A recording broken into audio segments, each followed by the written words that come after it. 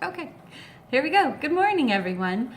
I want to talk a little bit about a journey that I'm noticing both myself, quite a few of my female friends, and clients that are starting or really, whether they've started and they're diving deeper or they're just starting to work through. And it's the journey of self-discovery of the feminine in ourselves and sort of letting go of this illusion of what we've been told women are. And what's been going on for a lot of us, and I think that I touched a little bit on it in one of my earlier videos about anger, is we're recognizing that we're not just these pretty little princess creatures or a queen, and we're not just these small archetypes. I know there's a lot of goddess work that goes on right now, but even in that work, I'm noticing that it's not representing the full embodiment and juiciness of what we creatures are.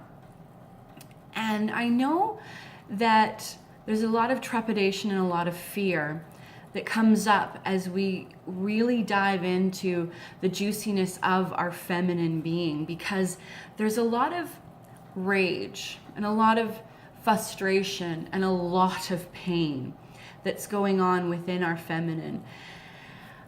There's a lot of rage and anger going on in the masculine. The difference is I like to think that it's more of a self-righteous and a lot of claiming and very juvenile in its rage. And that's kind of a pattern that's, I hopefully like to believe, is spittering out, because the feminine rage is about to sort of explode.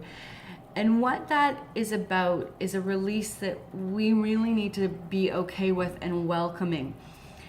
Yes, I know that there's a lot of teachers out there that are going, be love, be gentle, be kind. And I completely 100% agree with that. But the problem is we can't touch to the depth of our love if we're ignoring our rage and our anger and our frustration. Because what happens is, what I see happening in a lot of women is a denial of your entire self.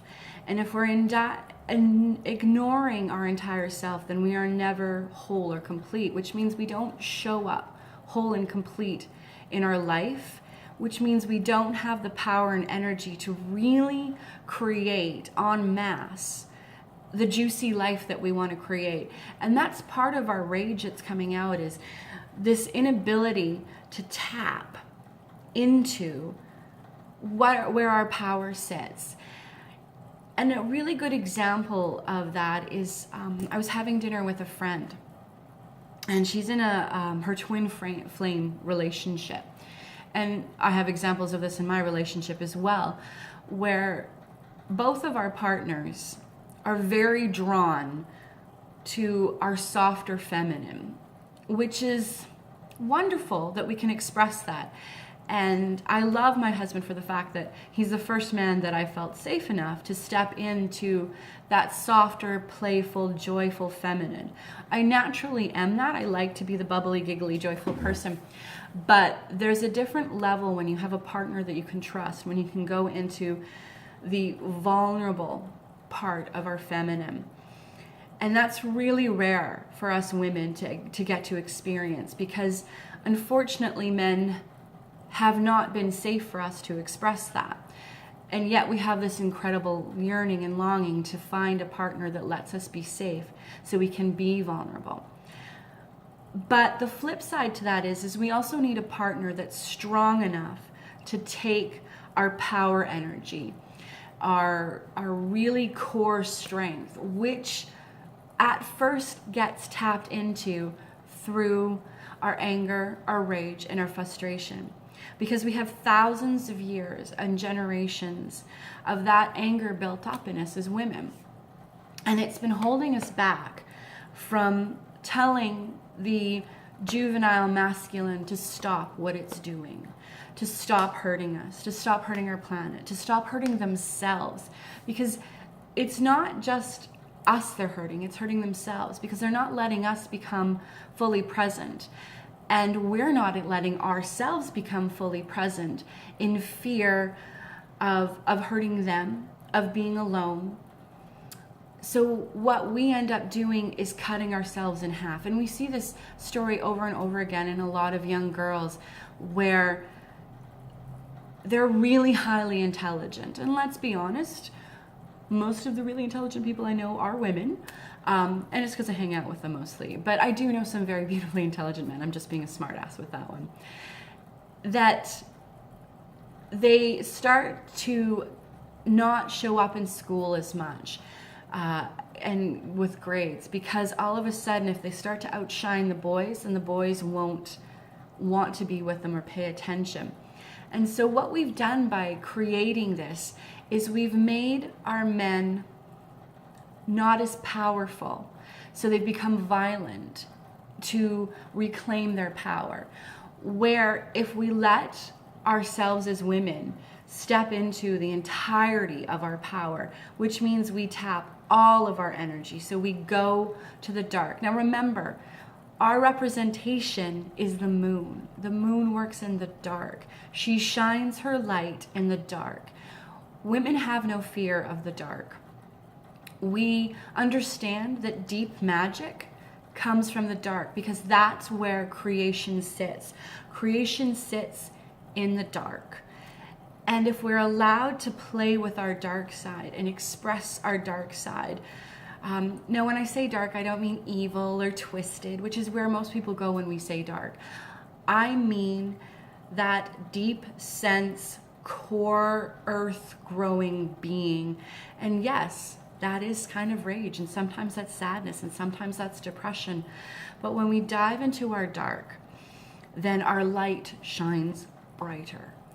And we don't have to prance around like little princesses. We become fully embodied women, which means we can affect change. Change in our life, change in the world, change in our children, and most importantly, change in our men. They're screaming for us to become women just as much as we're screaming at them to become men. The thing is, it's time for us to take the lead and become women and understand that the power source is us.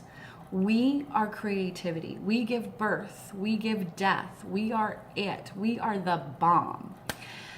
Their job has always been to be a safe place for us, and they've become our destructive place. They've become our pain. And that pains us even more because what we want to do is just love them. And they want to be loved, but they don't understand that the power source is us because they've been told a false lie that we're the prize.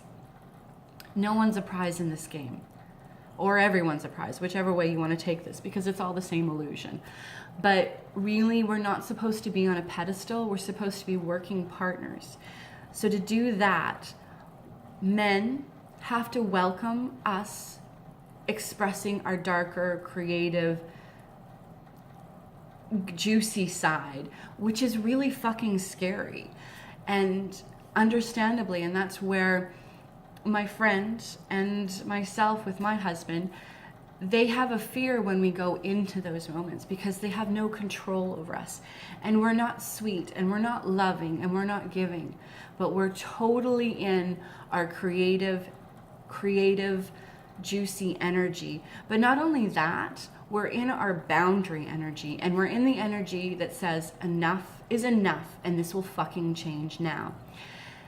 And this is really what's starting to bubble to the surface that I'm noticing a lot of women is the little nice girl, the little princess, or even the bitch, because that's a woman playing heavily masculine in my opinion, but that juicy dark side of the creative woman who says, no, this changes now, is really starting to bubble to the surface because we're hitting a tipping point in our collective consciousness where we have really got to stop living the lies that we've been told because we need to clean up our shit. We really do. And that starts with us women embracing our entirety and being okay that we're gonna scare the shit out of the men. And honestly, they need it. They need to be scared. They should be scared of us because it's time to change. Now, the great thing about a woman's rage and anger, and when that comes up and we say, fuck, enough is enough, things happen, things change. And it's an interesting time period for me to come upon because I remember when I was, I think 15 or so, I heard a statement that has clung to me for a very long time, that it'll be women of North America who will save the world. And we're coming up to that time period where we as women have got to get together as a collective, become a whole woman, and save the world. And yeah, it kind of needs to be saving. We're watching it degrade, and Pachamama's kind of pissed. And so we're feeling that in ourselves as women, that our mother needs us to step up, become women, and take the lead now. It's time for us to take the lead and allow men to take a rest and step into their proper roles. And that's my warning sign to go. So walk around, 2 hands open, recognize your awesomeness, and start to experience what it's like to be a whole woman. Lots of love.